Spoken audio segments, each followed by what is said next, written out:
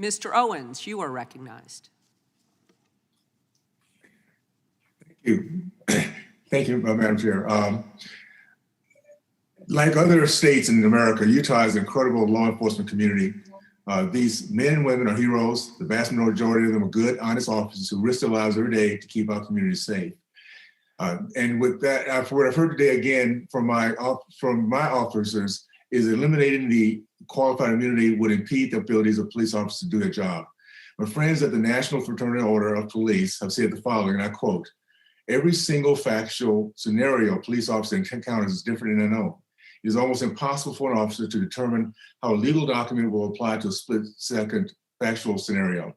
Thus, the reasonable officer needs to be afforded a certain degree of discretion to make split-second decisions in situations that could risk lives, including their own, put them at risk. Qualified immunity does not protect officers who knowingly violate the law, nor does it affect criminal proceedings or internal investigations.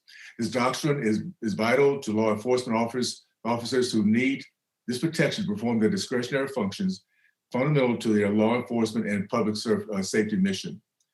The FOP will not yield in our efforts to preserve the existing qualified immunity doctrine," and I end quote with that. Mr. Miguel, does your research show that there's a significant number of claims against law enforcement officers are denied because of qualified immunity? It does not. So far as I'm aware, the data are very clear in showing that qualified immunity accounts for a very, very small slice of police litigation outcomes. Okay, thank you. Mr. Johnson, I've heard from my local law enforcement officers, especially those in the rural area, and they're having trouble recruiting good candidates because of a number of factors, including the toxic funding police movement we've all had to deal with the last couple of years, the broad brushing meaning of an honorable profession, and now inflation. In your opinion, was stripping law enforcement officers of qualified immunity hurt recruitment efforts, specifically in the rural areas? Yes, Representative Owens, it would.